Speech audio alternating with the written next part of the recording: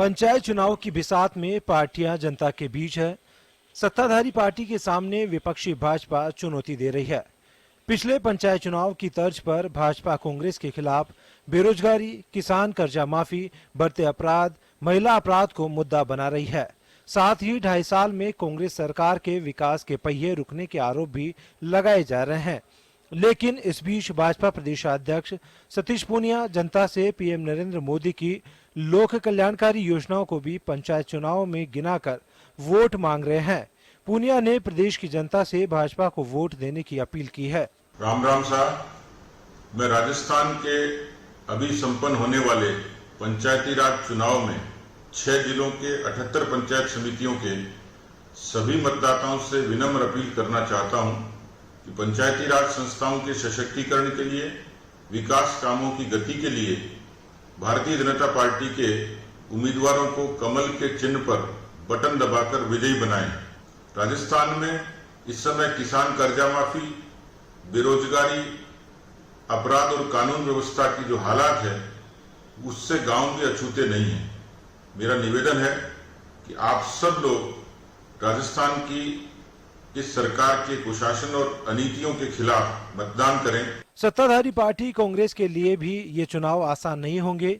पिछले वर्ष पंचायत चुनाव में भी कांग्रेस को बढ़त हासिल नहीं हुई थी, तो वहीं उसके बाद निकाय चुनाव में कांग्रेस ने बेहतर प्रदर्शन किया तो उससे उम्मीदें जगी। हालांकि विधानसभा के उपचुनाव के नतीजे भी कांग्रेस के लिए ठीक रहे हैं, जिससे कांग्रेस खेमा उत्साहित दिखाई दे रहा है। कांग्रेस नेताओं ने इन पंचायत चुनाव में जीत का दावा तो किया ही है, साथ ही कहा कि जनता गहलोत सरकार के विकास कार्यों पर मोहर लगा रही है। अच्छी उम्मीद है। कांग्रेस पार्टी का कार्यकर्ता और 2.5 साल का उसका जो अच्छा कार्यकाल हमारी सरकार का, और ग्रामीण परिवेश में जो कोरोना में मैनेजमेंट हुआ, जो योजनाएं गई, जो बजट गया, जो मुख्यमंत्री चिरंजीव योजना गई, और उसके साथ साथ कांग्रेस की सरकार के अच्छे कामों के साथ साथ जो किसानों के साथ में अत्याचार हुआ, अन्याय हुआ, जिस प्रकार से जो एक से एक केंद्र की सरकार ने हर वर्ग के ऊपर महंगाई की मार डालने का जो काम किया, उससे सब लोग आहत हैं और कांग्रेस के पक्ष में लोग मतदान करेंगे और पंचायती राज में हम बहुमत के साथ में पंचायत समिति प्रधान और जिला प्रमुख बनाएंगे। 6 जिलों में हो रहे पंचायत चुनाव में रोचक मुकाबला जोधपुर का है, जहां पर मुख्यमंत्री और केंद्रीय मंत्री की साख दांव पर है। तो वहीं पूरे रण की तस्वीर को देखें तो 6 मंत्रियों के साथ साथ 33 विधायक और भाजपा के प्रदेशाध्यक्ष सतीश पूनिया के जनाधार की परीक्षा मानी जा सकती है। ब्यूरो रिपोर्ट, जन टीवी न्यूज।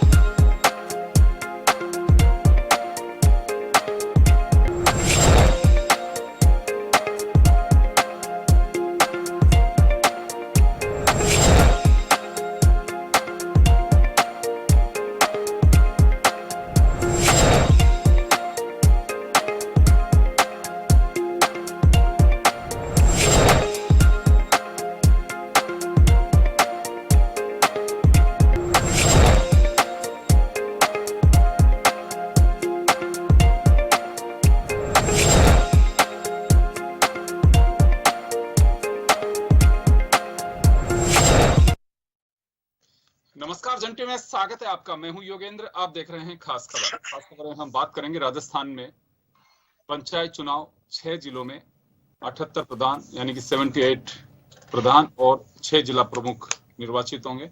इतने ही उप जिला प्रमुख और उप प्रधान बनेंगे। रोचक मुकाबला है। जिले बेशक 6 हों, लेकिन कई लोगों की साख दांव पे है। राजस्थान के मुखिया मुख्यमंत्री अशोक गहलोत और केंद्रीय मंत्री गजेंद्र सिंह शेखावत के इलाके में भी मतदान होना है।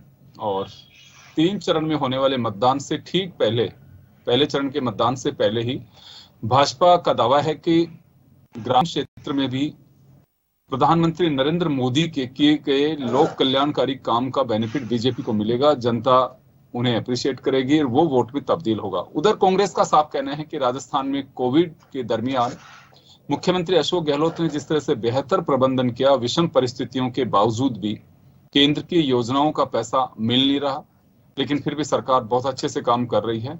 हम उसके आधार पर जनता के बीच वोट मांग रहे हैं। तो चलिए, फैसला 4 तारीख को होगा, लेकिन उससे ठीक पहले दावों की हकीकत क्या है उसको लेकर हम चर्चा करेंगे। हमारे साथ वरिष्ठ पत्रकार ओम सैनी साहब हैं, भाजपा नेता अमित गोयल हमारे साथ हैं, कांग्रेस से हमारे साथ सुरेश चौधरी जी हैं। सभी का स्वागत है। ओम जी, आपके पास आना चाहूंगा। चुनाव ही होता है, चाहे वो सरपंच का हो या फिर लोकसभा के सदस्य का हो। अभी भी 6 जिलों के होने वाले चुनाव में बीजेपी और कांग्रेस दोनों तरफ से दिग्गजों के ज्यादा दौरे तो नहीं रहे, लेकिन जुबानी जंग काफी चली है। मंत्रियों को, विधायकों को अपने अपने क्षेत्र में अलर्ट किया गया है। और आपको ध्यान होगा कि ठीक 1 दिन पहले ही ब्लैक पेपर भी जारी किया बीजेपी ने, जिसमें कई तरह के आरोप लगाए गए हैं। लेकिन यह मैं ये जानना चाहूंगा कि वास्तव में सरकारों के काम काज, चाहे वो केंद्र सरकार हो चाहे राज्य सरकार हो, जनता कितनी परीक्षा कर पाती है, उसकी परीक्षण करती है, या फिर ये देखते हैं कि लोकलाइज इलेक्शन है, हम उनके रिलेशंस के आधार पे वोट कास्ट करते हैं? क्या देखा जाता है इसमें? देखिए, जनता तो करेगी, वो तो बाद में पता लगेगा, लेकिन प्रधानमंत्री निश्चित रूप से इसका परीक्षण करते रहे हैं। 24 अप्रैल को जो राष्ट्रीय पंचायती राज दिवस समारोह था, उसके अंदर जिस तरीके से राजस्थान के अंदर दीनदयाल उपाध्याय पंचायत सशक्तिकरण के जो उपहार कोटा में, झुंझुनू में और उदयपुर में, पाली में, गंगानगर में प्रधानमंत्री की ओर से दिए गए, उससे पता लगता है कि राजस्थान के कामों से प्रधानमंत्री बेहद खुश हैं। ये भी पता लगता है कि जब कोविड का सारा सिलसिला चल रहा था, तो उस वक्त भी राजस्थान के प्रबंधन को प्रधानमंत्री ने सराहा था। ना इत्तेफाकियां एक तरफ होनी चाहिए, लेकिन अगर कोई अच्छा हो रहा है तो कहा जाना चाहिए कि गुड गवर्नेंस है। बाद में जब आप मैदान में जाते हैं तो मुझे जरूरत, मैं समझता हूं कि प्रधानमंत्री के नाम लेने की आवश्यकता नहीं है।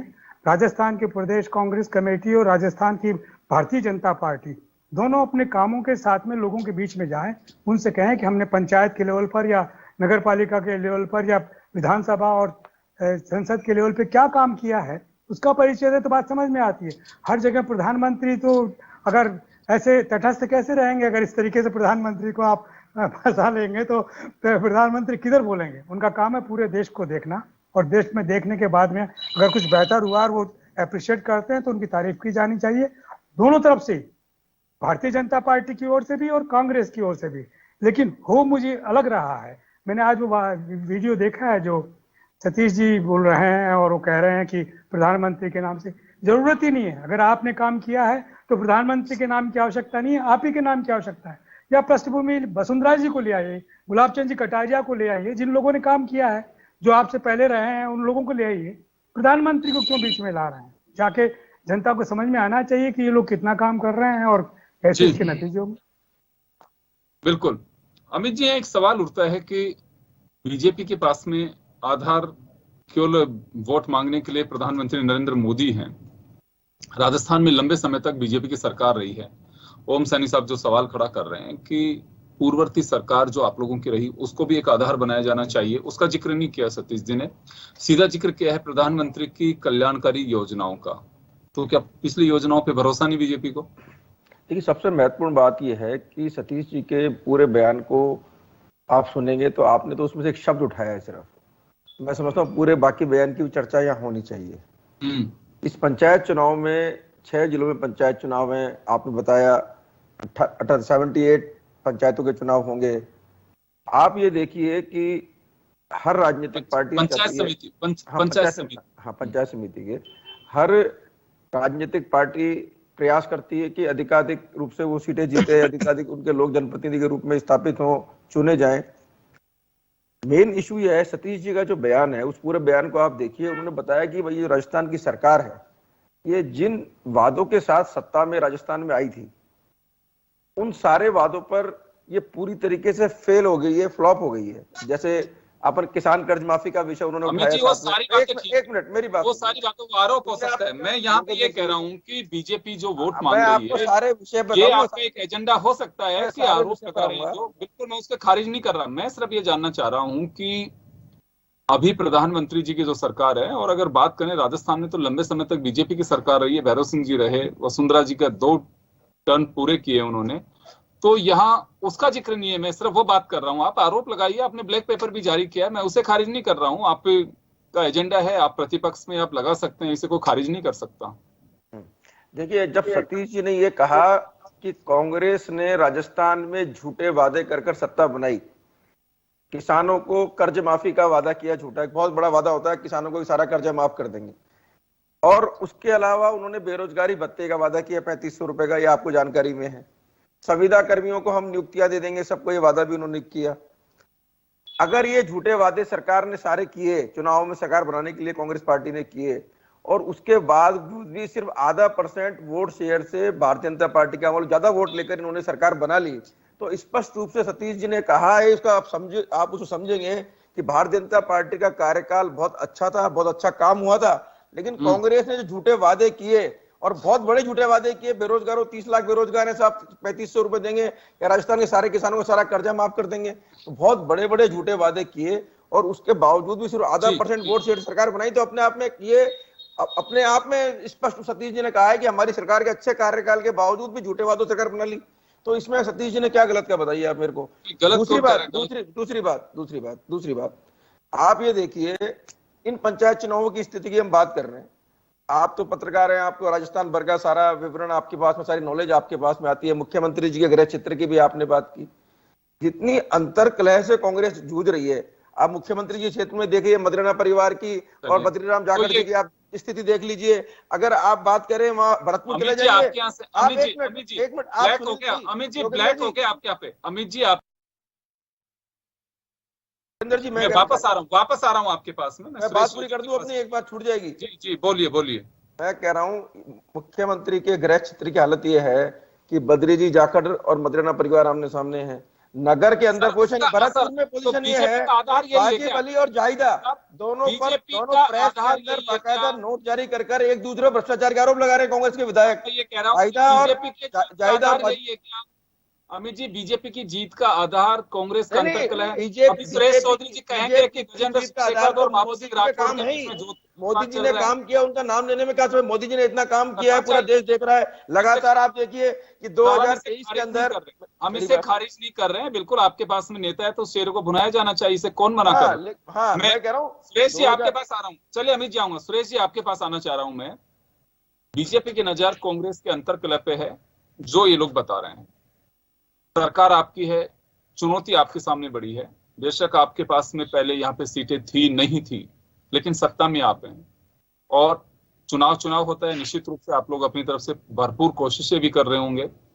अभी अमित गोयल साहब को आपने सुना कि जो वादे करके आए थे, उन वादों की परीक्षा भी होगी इस चुनाव के दरमियान। योगेंद्र जी, आप ठीक कह रहे थे। मैंने ओम जी को भी सुना, मैंने अमित जी को सुना, और सतीश जी का वीडियो सुना। तो मैं चर्चा वीडियो पे करूं या अशोक गहलोत जी ने चिरंजीवी योजना दी उस पे करूं, मैं हमारी फूट पे चर्चा करूं या इनमें फुटबॉल मची हुई उस पे चर्चा करूं। मतलब जहां रसोई दो चले, ये भूल जाते हैं वसुंधरा रसोई को, अपने को याद भी नहीं दिलाना इनका घर का मामला, रोहतास जी इनके मारे, ये रोहतास जी को मारे, हमें कोई मतलब नहीं इस बात से। मैं कह रहा हूं कि अब मैं ये कहना चाहता हूं कि ये प्रधानमंत्री जी का नाम ले रहे हैं। केंद्र के द्वारा जो योजनाएं हैं, पहले योजनाएं थी 90-30, हमें पहले तो थी 90-10, हमें 10 पैसा 90 पैसा केंद्र देता था। उसके बाद में आया 90-30, उसके बाद में आया 60-40, सुनो, उसके बाद में आया 60-40, और अब 50-50। ये प्रधानमंत्री जी का एक वाकया। प्रधानमंत्री जी ने कहा था 2 करोड़ रोजगार 1 साल में दूंगा, 7 दूनी 14 करोड़ का हिसाब दे दो, 2 बार। अब की बार महंगाई की मार ये अंगूठी तो बाद में कर लेना, मैंने सुना है खूब आराम से आपको। चलिए मैंने कहा अब की बार महंगाई की मार ये मोदी सरकार, तो मोदी सरकार के 110 का पेट्रोल भी जनता ले रही है।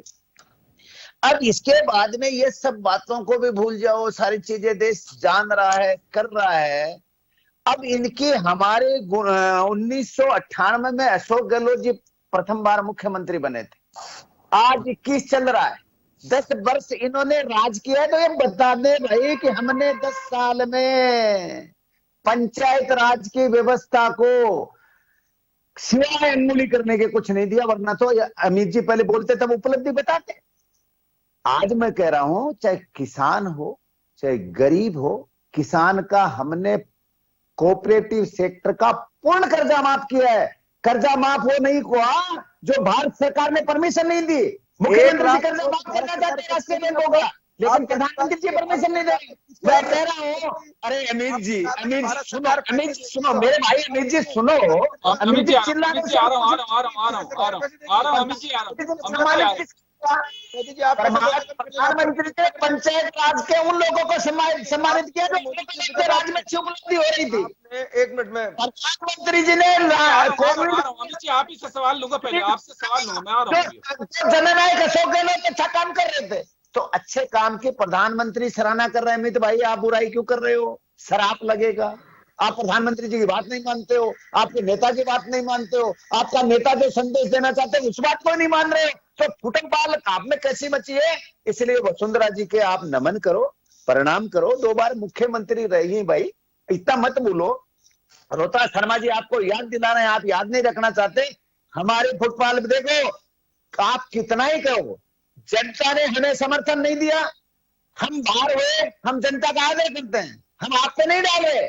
जनता ने, हमसे कोई भूल हुई है, हमसे कोई कमी रही है, तब हम सत्ता से जिन राज्यों में बाहर हुए हैं उनमें हमारी कमी रही है, हम स्वीकारने में कोई तकलीफ नहीं है। लेकिन जननायक का मुकाबला आपके पास नहीं है, आपके पास सारे फार्मूले फेल हैं।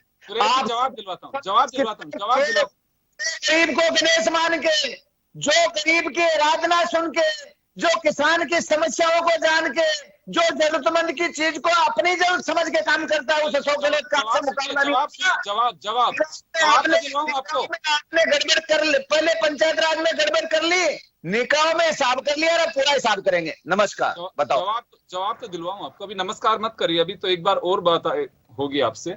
अमित जी आपके पास आ रहा हूं मैं, तोड़ नहीं है, बयान कोई भी दे सकता, आरोप लगाया जा सकता है। कांग्रेस का साफ कहना है कि तथ्यों के आधार पर बात करें, अगर बीजेपी के पास में कोई फैक्ट है तो जरूर बताए। देखिए सारे फैक्ट्स बिल्कुल क्लियर हैं, जहां पर कोई संदेह हो तो वाद विवाद की स्थिति बनती है। इन्होंने कहा हमारे जननायक ने ये किया, हमारे जननायक ने वो किया। आप तो मुझे बता दीजिए, 2 बार जननायक मुख्यमंत्री बने और उसके बाद जब विधानसभा चुनाव हुए तो कांग्रेस पार्टी की क्या स्थिति रही? अगर जननायक ने जनता का काम किया था तो एक बार तो 21 सीट आई है आपकी, और एक बार 42 सीट आई है आपकी। भारतीय जनता पार्टी दोनों बार जब विपक्ष में रही है तो भारतीय जनता पार्टी की सीटें कितनी है बताइए आप मेरे को। तो अब बोलिए मत,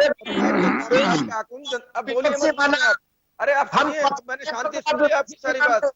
चौधरी साहब आपके मैंने शांति सारी बात सुनी है, मुझे तो इतना सा बता दो आप कि 2 बार जननायक की सरकार रही, जब आप दोनों बार चुनाव में गए तो कांग्रेस पार्टी की ऐसी फजीयत क्यों हुई? जनता ने बिल्कुल सिरे से नकार दिया, आप 21 सीट के ऊपर आ गए। पहली बात आप पूरी आप नोट कर लो, बता देना, एक बात का जवाब दे देना। दूसरी बात में आपने चिरंजीवी योजना की बात करी, लोग ढूंढ रहे हैं कि चिरंजीवी योजना से इलाज किसको हुआ, मुझे बता दीजिए। कोरोना के अंदर कहीं पर किसी आदमी को चिरंजीवी योजना के पैसे मिले तो आप मुझे बता दो, मैं तो मेरे घर के बता देता हूं। मेरे पिताजी की भी कोरोना से मृत्यु हुई, उनका भी चिरंजीवी योजना में रजिस्ट्रेशन था, जिस हॉस्पिटल का नाम लिखा हुआ था वेबसाइट के ऊपर उसके ऊपर इलाज कराया था, मैंने भी पैसे पूरे दिए उसके अंदर, मुझे तो 1 रुपया नहीं मिला। ये तो मेरे घर की बता रहा हूँ आपको, मैं प्रत्यक्ष मतलब मैं उसका भुगतभोगी बता रहा हूँ आपको बाद में। तो सिर्फ नाम की योजना आपने घोषणा कर दी, किसी को चारने मिले नहीं, आप चिरंजीवी योजना को बनाने की बात कर रहे हो। आप कह रहे हो पूरे देश में 110 रुपए का पेट्रोल है, पूरे देश में सिर्फ राजस्थान में 110 रुपए का पेट्रोल है, और कौन कौन से राज्य में 110 रुपए पेट्रोल, मुझे बताइए जरा। पूरे भारत में सबसे ज्यादा वैट आप ले रहे हैं पेट्रोल के ऊपर। अगर केंद्र से पैसा बढ़ता है उसके ऊपर एक्साइज का आपका पैसा भी बढ़ जाता है, उसके बारे में भी आप नहीं बोल रहे हो। बिजली के बारे में बात करो, राजस्थान सबसे महंगी बिजली आपके है। 16 बलात्कार पूरे देश में रोज कहीं हो रहे हैं किसी राज्य में, तो राजस्थान के अंदर हो रहे हैं। अगर बेरोजगारी की बात करो, मुख्यमंत्री जी ने हाथ खड़ा कर दिया, भाई कोई सरकारी नौकरी का इंतजार मत करना, मेरे पास रोजगार की व्यवस्था नहीं है। तो मैं कह रहा हूं, जब बहन बेटियां सुरक्षित नहीं है, लोगों के लिए रोजगार नहीं है, आप कह रहे हो कोरोना प्रबंधन की कंसंट्रेटर आप 35,000 का 1 लाख में खरीद लेते हो, मास्क में आप लोग घोटाला कर देते हो, दवाइयों का पता नहीं है। अभी क्लिनिक को लेकर बहुत बड़ा, परसों बड़े प्रतिष्ठित अखबार के अंदर पूरा ही आया था कि चिकित्सा के लिए आपने कितने क्लिनिक की घोषणा करी थी और कितनी क्लिनिक खुली है। तो सारी कलाई सबके सामने खुली हुई है, बोलने की आवश्यकता नहीं है। ना एम्बुलेंस में महिलाएं सुरक्षित हैं, ना पुलिस थाने में महिलाएं सुरक्षित हैं, ना हॉस्पिटल में महिलाएं सुरक्षित हैं, और पिछली सरकार के अंदर सिविल लाइंस में महिलाएं सुरक्षित नहीं थी। वो अलग बात है कि आपके माननीय विधायक महोदय बरी हो गए लंबे कारावास के बाद के अंदर। तो मेरा ये कहना है, इतनी बड़ी बड़ी बातें करने की आवश्यकता नहीं है। सामने आमने सामने चुनाव है, बहुत जल्दी चुनाव का परिणाम सामने आ जाएगा और आपको पता चल जाएगा कि आपकी सरकार ने क्या किया है। आपकी सरकार ने 2.5 साल में एक दूसरे को चोर उचक्का कहने के अंदर आपके विधायकों ने मंत्रियों आरोप लगाने में, मुख्यमंत्री ने उप मुख्यमंत्री को नकारा निकम्मा कहने पर, इसके अलावा कुछ किया ही नहीं आप लोगों ने।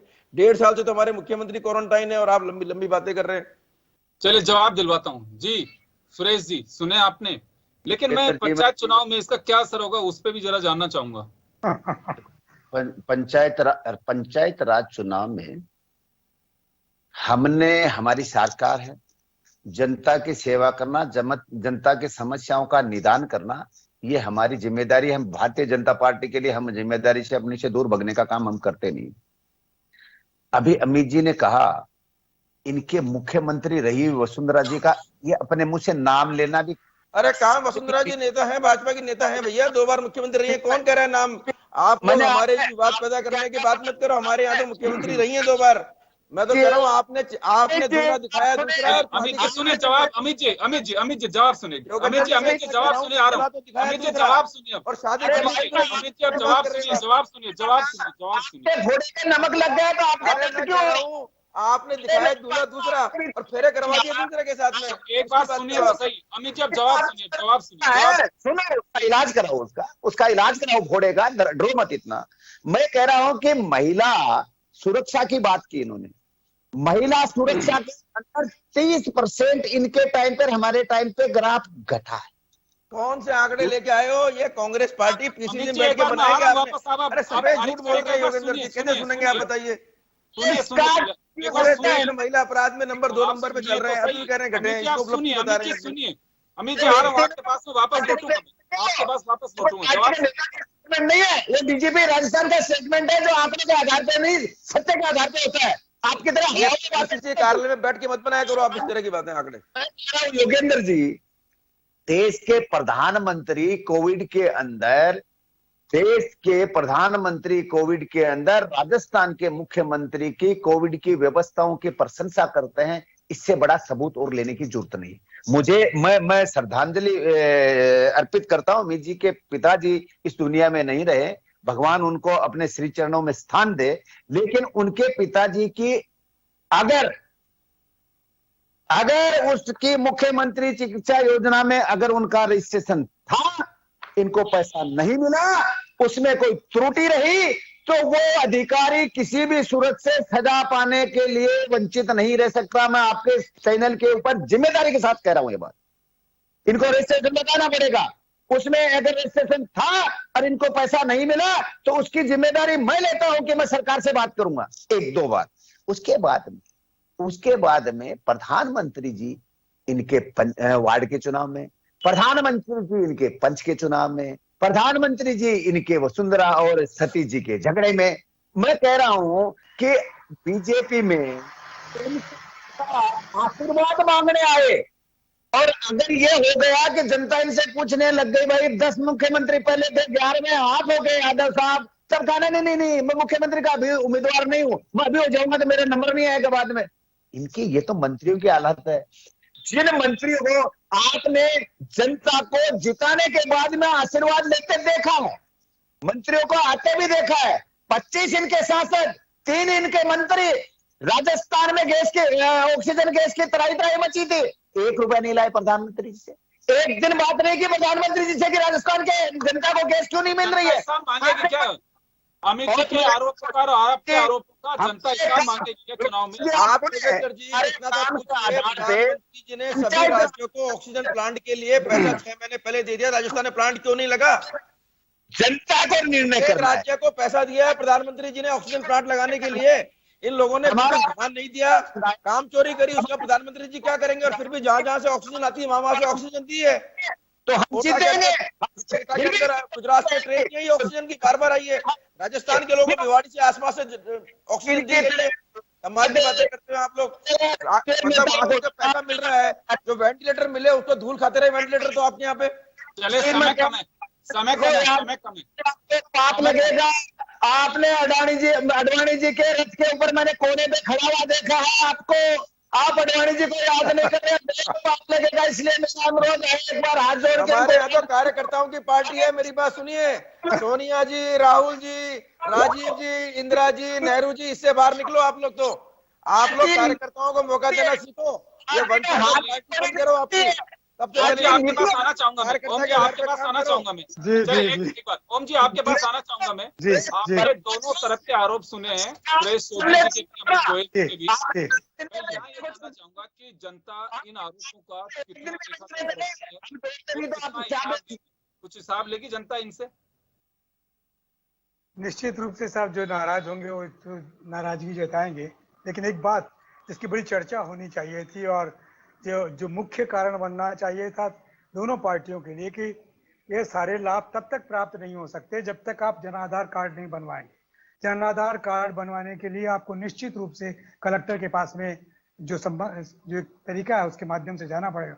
अगर वो नहीं हुआ है तो फिर आपको वो लाभ नहीं मिलेगा। तो ये इसका प्रचार किया जाना चाहिए कि अगर आप 850 रुपये देने के बाद में आपकी हैसियत ये बनती है कि आप 5 लाख का तक का सारा इलाज। जी मैं अपनी तरफ से नहीं कह रहा हूँ, मैं राजस्थान सरकार के जो कागज है उनके हिसाब से जन आधार में रजिस्ट्रेशन था, मैं उनको बता रहा हूँ किसी जनता को नहीं मिला है। मेरा विषय नहीं है, मैं सक्षम था, कोई बात नहीं, मैंने दे दिया। लेकिन आम जनता के लिए क्या किया इन्होंने? आज भी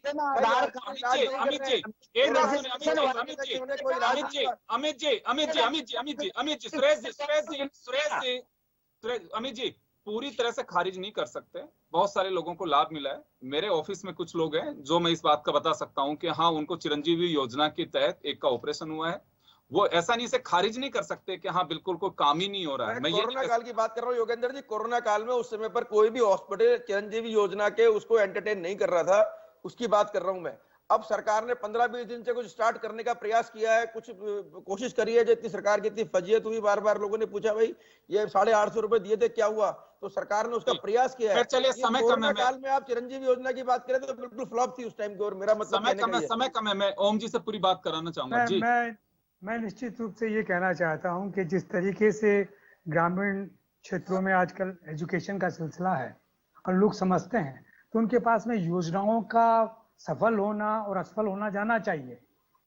भारतीय जनता पार्टी ये बताए कि जो कुछ कांग्रेस सरकार कह रही है वो कुछ हो रहा है या नहीं हो रहा है, तो अगर उन पे चर्चा करें और उन्हीं पर अब दबाव डालें तो उसके नतीजे बेहतर हो सकते हैं। एजुकेशन का सिलसिला है, ये शिक्षण करने का एक सिलसिला है, वो उसको नकारना नहीं चाहिए। सिर्फ इसमें ना फंसिए कि इंदिरा जी ने क्या किया और वसुंधरा जी ने क्या किया और मोदी जी ने क्या किया और अशोक जी ने क्या किया।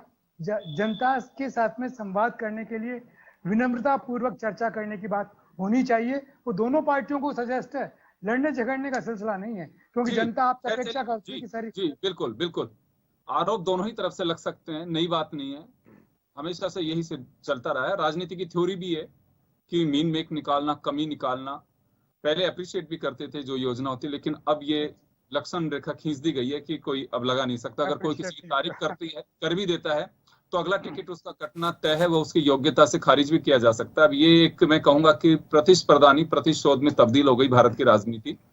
अब कितना असर होगा चेहरों का ये कहना मुश्किल है, लेकिन मैं एक जरूर गुजारिश करना चाहूंगा, जिस दिन 4 सितंबर को परिणाम आए, आप लोग इस बात पे अड़िग जरूर रहिएगा कि किसके चेहरे पर वोट नहीं मिले और किसके पे नहीं मिले। ये मत कहिएगा फिर उस समय कि हाँ लोकलाइज थे चुनाव, इसमें तो इंटीमेसी होती है, एक दूसरे से क्लोज होते हैं, इस वजह से ये मत कहिएगा उस समय। मेरे ख्याल में बयान बदले नहीं जाने चाहिए, क्यों अक्सर मैं यही सुनता हूं कि नाव में दिग्गजों के चलते हैं वोट से पहले, और जब परिणाम आते हैं तो कहा जाता है कि वो लोकलाइज इलेक्शन था, उसमें इन चीजों का कोई महत्व नहीं रहता है, स्टैंड बदल दिया जाता है। खैर चलिए देखना होगा। मैं तो फिलहाल तो शुभकामनाएं दूंगा आप सभी लोगों को इलेक्शन के लिए, और वोट जरूर डालें। शुक्रिया आप सभी का। खास खबर में इतना ही।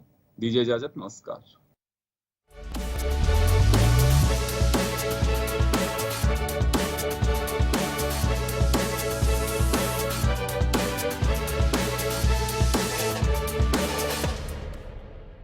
जन टीवी की लेटेस्ट अपडेट पाने के लिए हमारे चैनल को जरूर सब्सक्राइब करें और नोटिफिकेशन पाने के लिए बेल आइकॉन दबाएं।